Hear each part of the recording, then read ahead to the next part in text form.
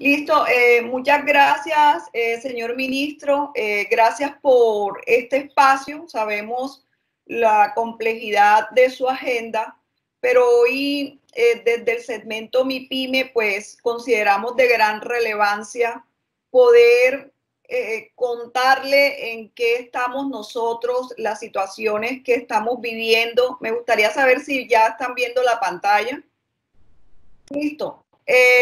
Doctor Ruiz, nosotros desde ACOPI, pues tenemos como todos los segmentos también una situación bastante compleja en torno a cómo controlamos, prevenimos mayor contagio y el manejo que podemos darle al mismo contagio. La reunión la proponemos en el sentido de que podamos socializar la situación de nuestro segmento y qué condiciones estamos viviendo hoy frente a la reanudación de nuestras actividades, pero también conocer de parte de otros representantes del sistema. Por eso nos acompaña también ACEMI, FASECOLDE, que les agradecemos mucho lo que corresponde a cada quien cumplir dentro de la situación, pero consideramos que lo más importante es el tercer punto, que es establecer unas agendas de trabajo con el fin de aportar a la solución y a la gran problemática, porque sabemos que es bastante complejo lo que el mundo y el país está viviendo.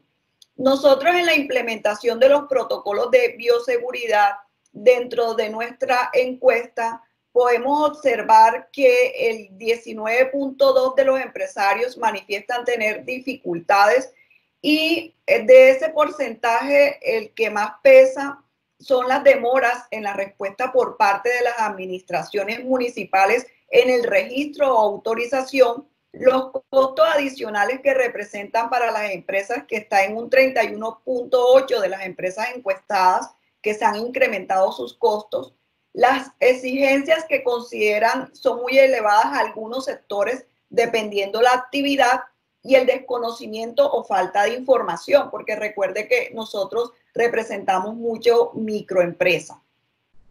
En reportes de casos, que es como el primer gran paso que se debe dar, si bien es cierto, desde el segmento MIPYME nosotros tenemos el conocimiento que hay que reportar a la EPS y esta a su vez a las diferentes secretarías de salud, consideramos que es importante destacar que no existe una cultura de prevención generalizada, a pesar que se ha insistido mucho, y que entre todos debemos mejorar los canales de comunicación entre el sistema como tal, los trabajadores, los empresarios, y hay algo que faltó ahí, la misma familia donde pertenece cada uno de los trabajadores. Las EPS no están asumiendo la incapacidad como corresponde, es lo que siente el sector empresarial, y no se le está dando tratamiento al trabajador dentro de un grupo familiar. Nos entregan pruebas dispersas al trabajador, pero al familiar no. Existe un limbo entre el síntoma, la solicitud de la prueba, la aplicación de la misma, la obtención de resultados no como trabajador, sino como grupo, y el costo prácticamente quien está asumiendo en ese limbo el gran costo de la incapacidad preventiva es el sector empleador. En cuanto al acompañamiento de las ARL, las empresas del segmento MIPYME no identifican a las ARL como un actor prioritario dentro del esquema de prevención y manejo. En ese orden de ideas, el 8.2% de los empresarios encuestados no han elaborado sus protocolos. Si bien es cierto, es bajo, pero es bajo considerando el número de empresas que se han activado, que estamos hablando de aproximadamente 220,000, pero frente al universo, que son más de 1.600.000 empresas, creo que ahí falta mucho. Pero aquí este dato del 61% manifiesta no haber recibido acompañamiento por parte de su ARL. Esto no es nuevo, nosotros sentimos, incluso entre más pequeña sea la empresa, ellos sienten mucho más distante el acompañamiento de las ARL. Y aquí hay un factor que debemos mencionar. Las ARL usan mucha tecnología y en nuestro segmento, sobre todo la microempresa, son muy pocas las tecnologías de comunicación que se utilizan. En cuanto a la realización de pruebas, el 68% de las empresas consultadas que realizaron pruebas a sus empleados llevan más de 15 días sin recibir los resultados. Aquí está el porcentaje. Esto es bastante preocupante y sentimos nosotros que es parte del gran problema por lo que se contagia mayor número de personas. En los costos de aislamiento, nosotros acá tenemos que el 70% de las empresas señalan un incremento de hasta el 30% de sus costos operativos. Aquí estamos hablando de protocolos de bioseguridad, la incapacidad, o sea, mandar el trabajador con síntomas a casa, tener que reemplazarlo e incluso la aplicación de las mismas pruebas. Entonces, señor ministro, nosotros proponemos en el tema de discusión basarnos en el pago de incapacidades como tal, el acompañamiento por parte de las ARLs, una comunicación efectiva, una oportunidad en la solicitud y realización y entrega de resultados y un retorno seguro al trabajo. Aquí en el pago de incapacidades estamos convencidos que algún actor del sistema debe asumir el costo y no el empleador, porque nosotros pues por eso somos formales y estamos haciendo un aporte. Los familiares que también tienen que quedar en cuarentena preventiva, mirar cómo se les apoya con un auxilio solidario. Esto es un tema más que compete quizás al ministro de Trabajo y con él hemos hablado del tema. En cuanto a las ARLs, diseñar un programa diferencial para ser atendidos nosotros como segmento MIPYME. Y lo otro es qué tanto pueden las ARL apoyar sobre todo a la microempresa en la entrega de implementos de protección para retornar seguros. En la comunicación efectiva, pues lo que más hemos visto que ha resultado en varias EPS es el uso de tecnologías y un contacto permanentemente con el usuario, con sus pacientes o sus aportantes a través de vía telefónica. La oportunidad en la solicitud y realización de la entrega es mejorar en los tiempos de solicitud, realización y entrega de pruebas y resultados. Y en cuanto al retorno seguro, no estamos de acuerdo, no sé si hay respaldos científicos de la segunda prueba, o sea, retornar seguro a laborar sin una segunda prueba cuando el sector empresarial ha asumido ese costo y al hacer la segunda prueba las personas, los trabajadores todavía aparecen positivos. Y lo otro, que esto es con el ministro de Trabajo, hablar algo del decreto 558. Entonces, señor ministro, yo más que todo quisiera como preguntarle, porque nosotros tenemos acá 4 empresarios que tienen temas concretos, si lo escuchamos a usted y los empresarios después, o usted me sugiere cómo manejamos el tema. Rosemary, porque realmente yo tengo muy poco tiempo. Entonces, escuchemos los temas. Yo tengo hasta las 11:30 específicamente. Me gustaría recoger todos los temas y dar respuesta integradamente. Perfecto. Entonces, señor ministro, le doy la palabra inicialmente a Orlando Ostrálaga, después en su orden Mauricio Garnica, tercero Nicolás Arroyave y Lina Mercedes. Máximo 2 minutos, por favor.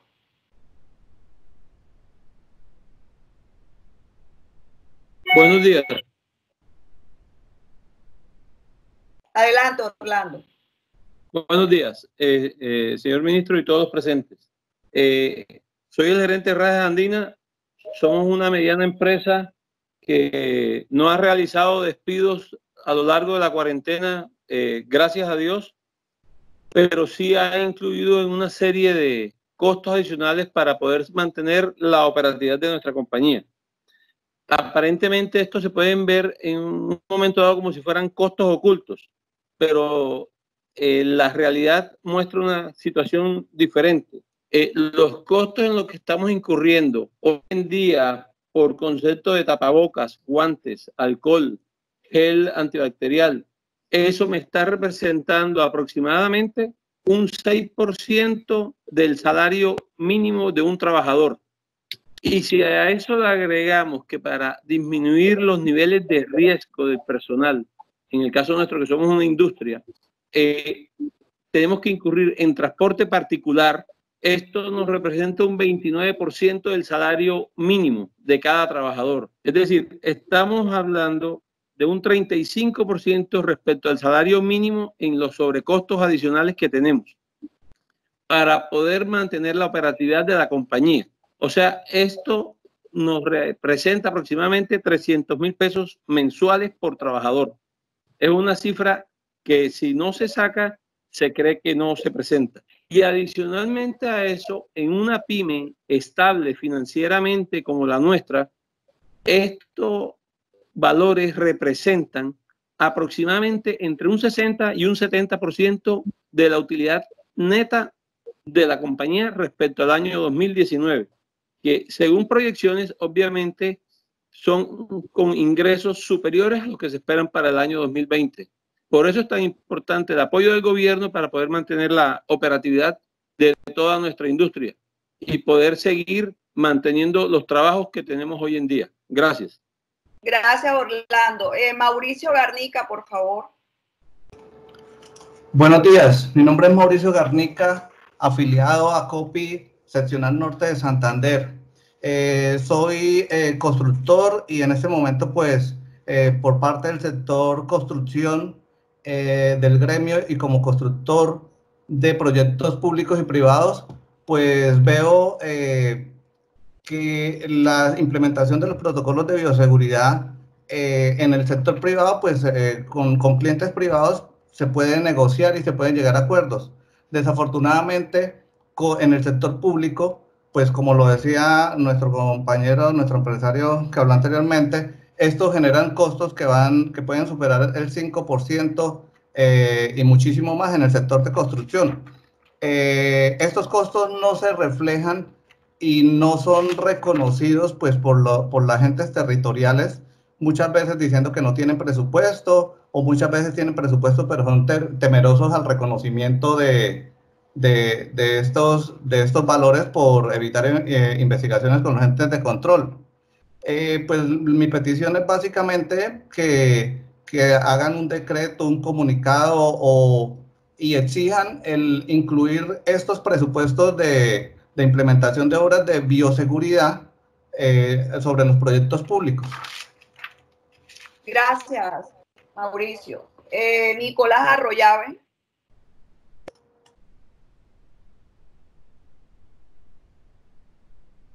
Nicolás.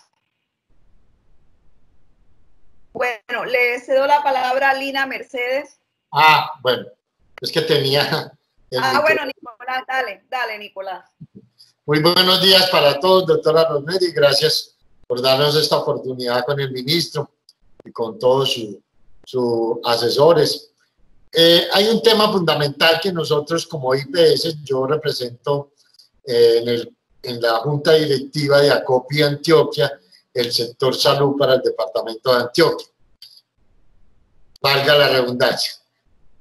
Nosotros como pymes hemos venido sufriendo desde tiempo atrás, ya ustedes han escuchado el tema de Caprecom, el tema de Salucop, el tema de Café Salud, el tema hoy por hoy con todos los problemas que tenemos y que venimos soportando durante tanto tiempo. Todo esto, no voy a hablar de cifras porque son incalculables, las que todos tenemos el problema aquí en Antioquia, y es el tema de la ley de punto final.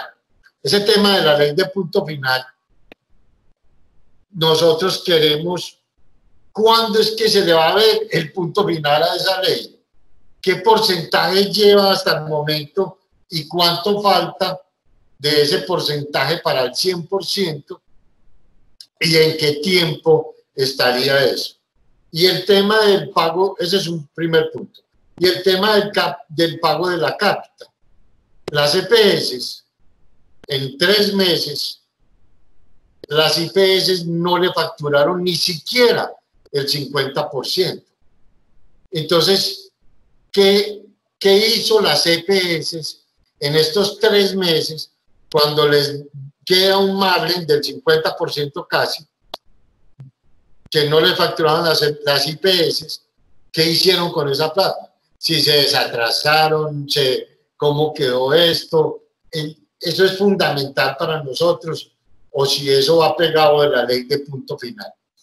Y hay un tema que yo quiero pedirles de todo corazón, y ese es mi ñapa. Yo tuve COVID hace 15 días, salí de ese problema, y yo sí quisiera, ministro, que ustedes hicieran una moción de aplauso todos los días para todos los profesionales de la salud. Dedíquenle 2, 3 minutos todos los días, que no nos cansemos, pero que también incluyamos al personal operativo, a los celadores, a los que reparten alimentación. Todo eso yo lo viví, y todo eso yo quiero que lo hagan todos los días, porque a esta gente se le debe dar todos los días eso. Y el tema de incentivos, por favor, ayudémosle, señor ministro, para que le demos incentivos, si no son permanentes, al menos regulados en determinado tiempo y se tenga en cuenta hasta el 31 de diciembre. Un abrazo, muchas gracias, doctora. Gracias, Nicolás. Lina Vallejo.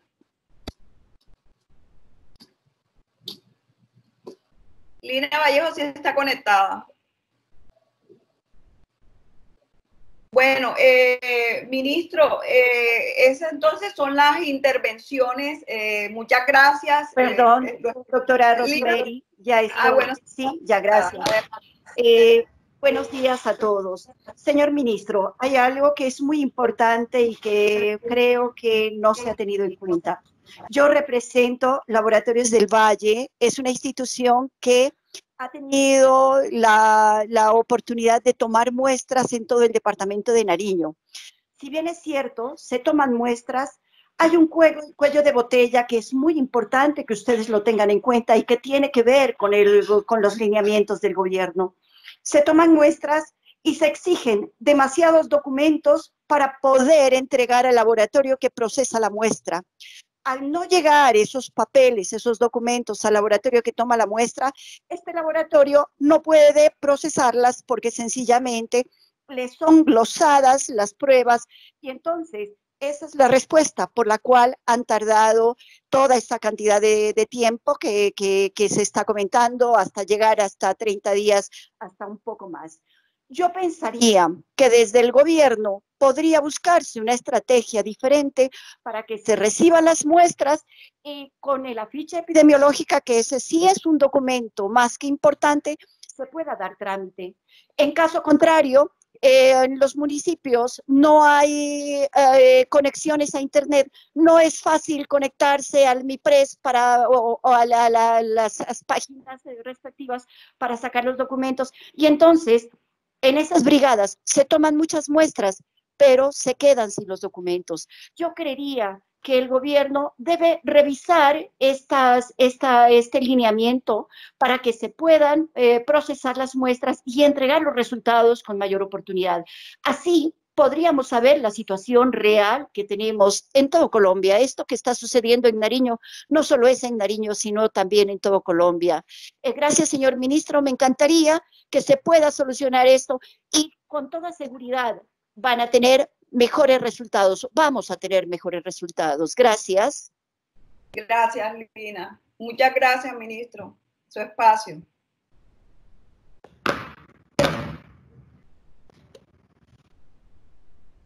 Bueno, muchas gracias. Muchas gracias por el espacio y por la posibilidad de compartir con ustedes.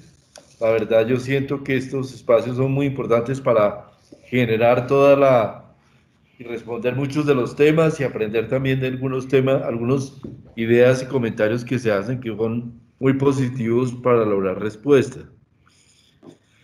Yo he visto varios temas acá en la presentación general que tienen que ver, que puedo referirme a ellos. Yo empezaría por el tema de las pruebas y el retraso en las muestras.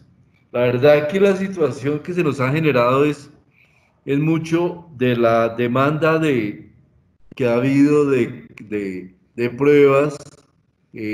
nos ha sobrepasado bastante la capacidad de oferta. Nosotros ya tenemos más de 104 laboratorios habilitados a nivel nacional.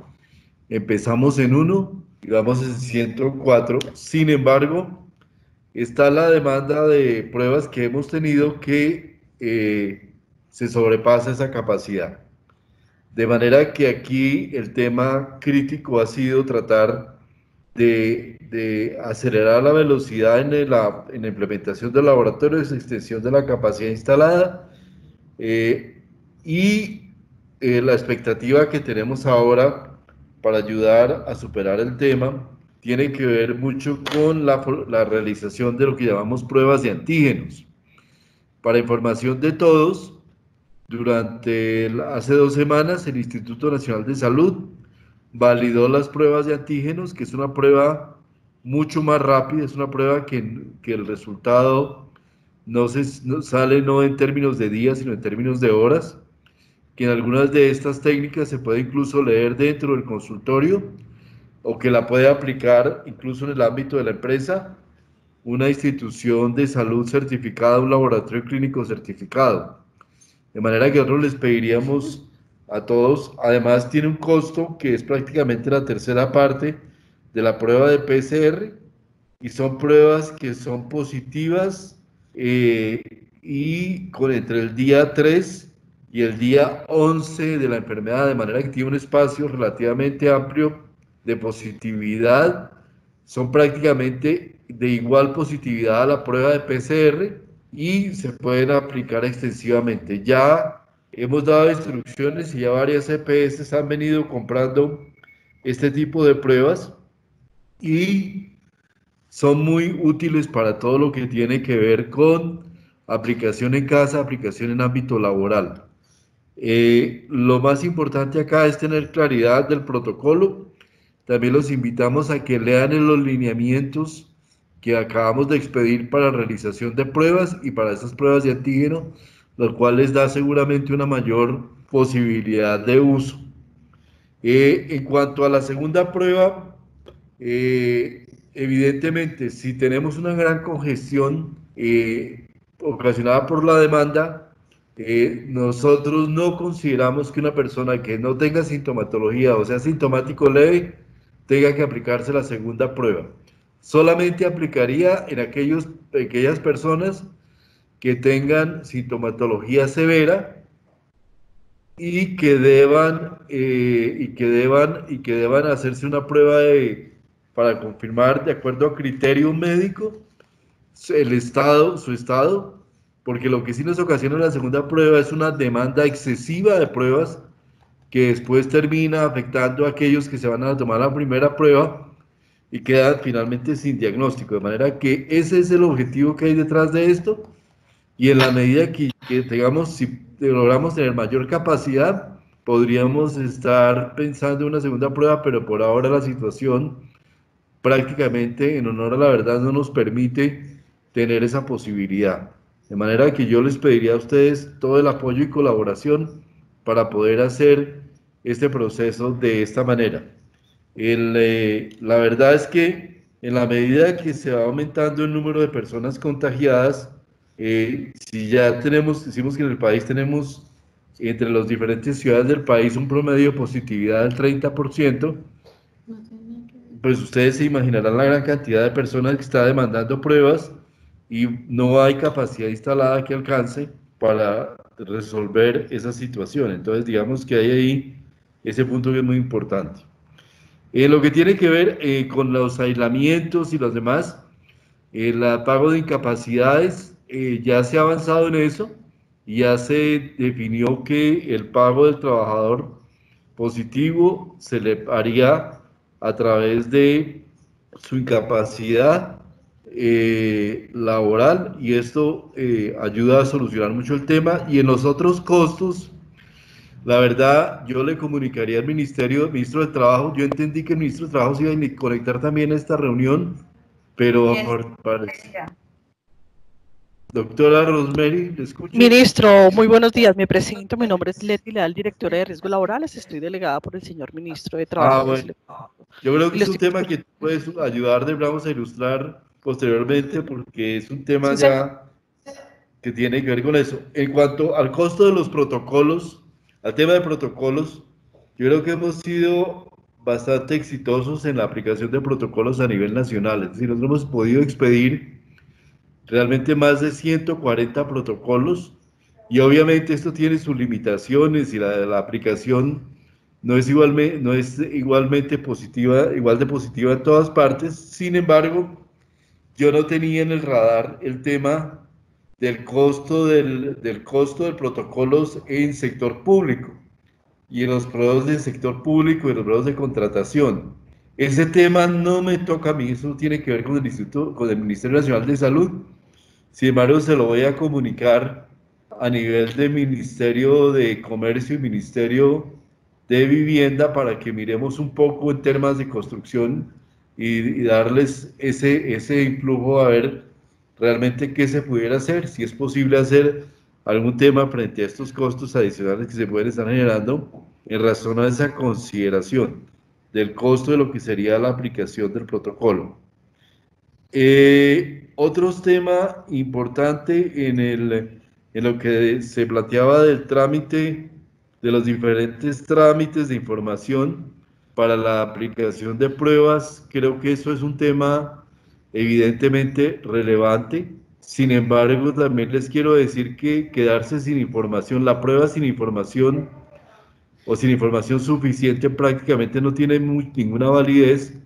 Para nosotros es muy importante poder identificar los contactos, identificar todas las personas que están relacionadas con la prueba e incluso una revisión que estábamos haciendo la mañana de hoy, estamos evidenciando que la información sobre contactos tiene bastante deficiencias en el diligenciamiento, tema del cual tenemos que superar para que lo que aplica ahora y especialmente con la aplicación de la estrategia de PRAS, o sea, de rastreo y seguimiento, tenemos que incluso allegar una información que es absolutamente relevante para poder identificar quién estuvo en contacto con esa persona y cómo pudiéramos hacer seguimiento de cada una de las personas que fueron a su vez contactos en un árbol de seguimiento que nos permita seguir todas las personas, de manera que ahí hay un asunto que podemos revisar, vamos revisando, pero sí hay que tener en claro que esto tiene unos temas relevantes allí y que no es a veces factible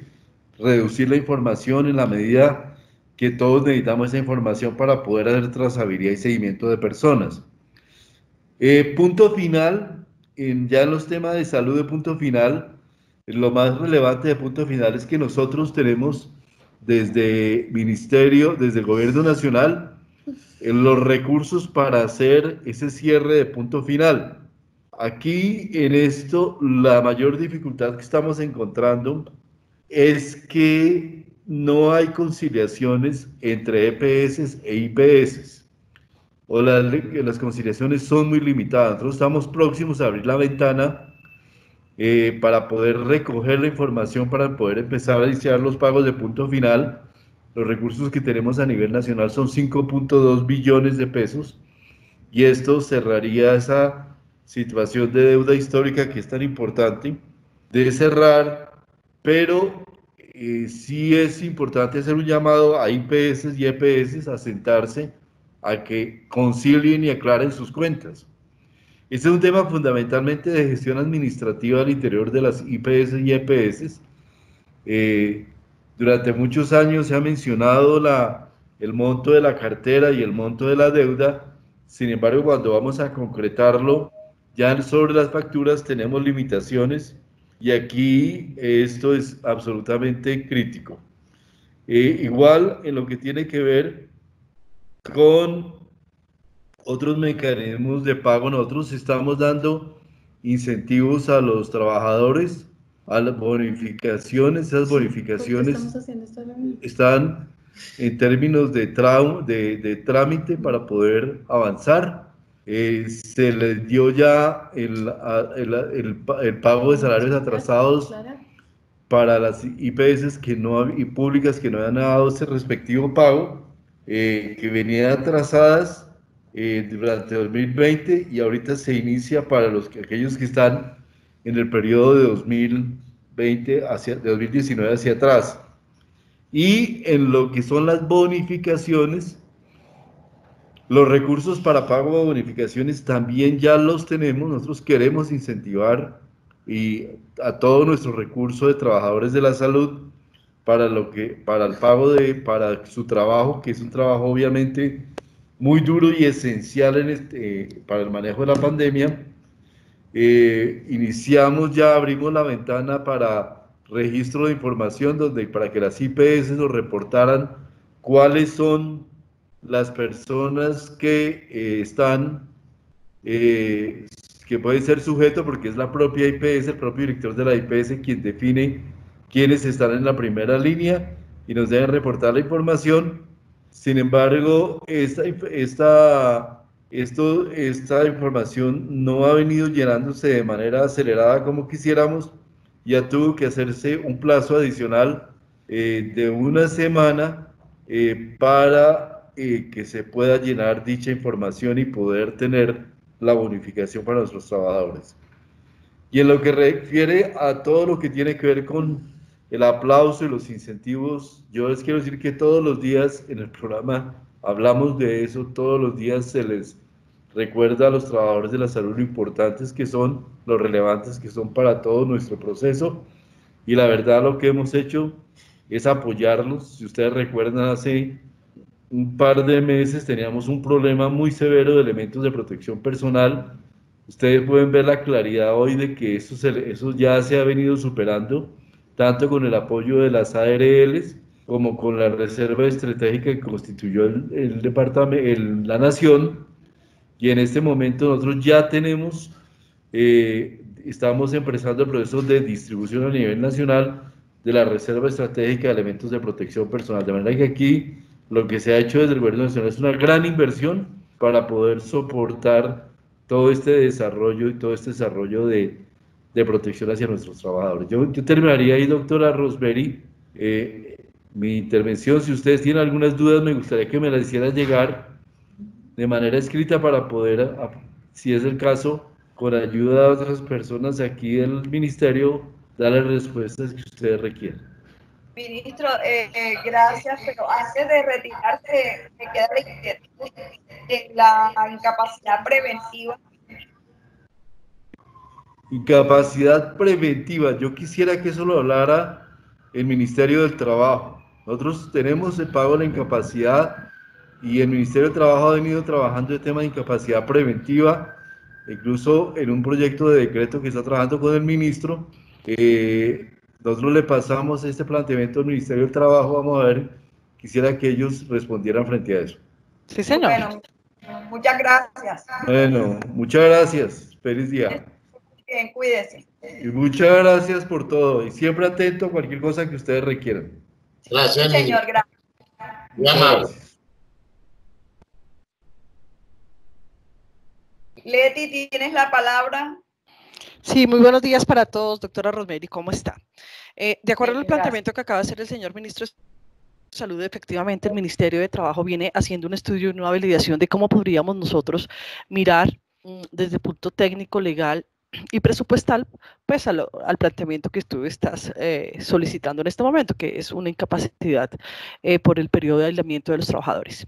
No sin antes decirles que en este momento no tenemos un pronunciamiento oficial.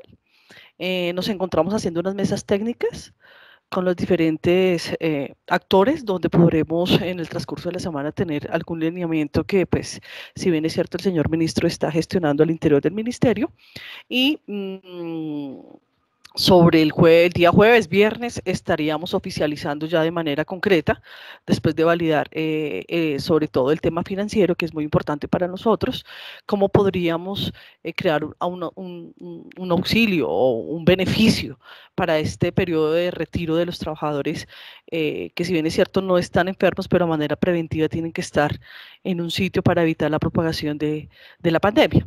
Entonces, quería comentarles eso.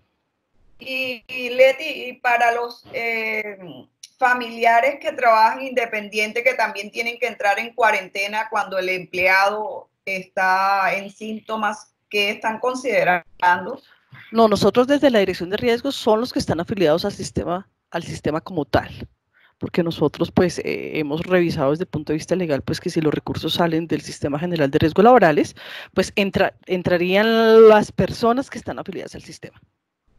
Ya, y en el tema de insumos, como sugerimos, ejemplo, la microempresa le cuesta mucho trabajo y por eso estamos seguros que 220.000 empresas ya con protocolo en las alcaldías es porque hay mucha gente que no tiene la capacidad de reactivarse por la inversión que tienen que hacer, sobre todo la micro, que es más del casi el 90% del tejido empresarial.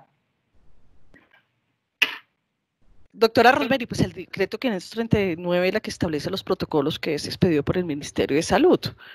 En esa orden de ideas, pues, no sé, tocará entrar a validar técnicamente cómo quedó, porque no lo tengo claro ahorita, el componente del protocolo, pues, para validar el requerimiento que ustedes están haciendo. Bueno, Leti, entonces creo que nosotros vamos a enviar tanto al Ministerio de Salud como a ustedes toda la información que hemos trabajado en esta reunión y agradecemos Claro que sí. Y un saludo especial al ministro y a todos los que nos están acompañando. Muchas gracias. Con mucho gusto, doctora Rosemary, y a todos los empresarios. Estamos aquí pendientes y validando para sacar los temas adelante. Bueno, un abrazo gigante para todos. Muchas gracias. Bendiciones, que estén muy bien.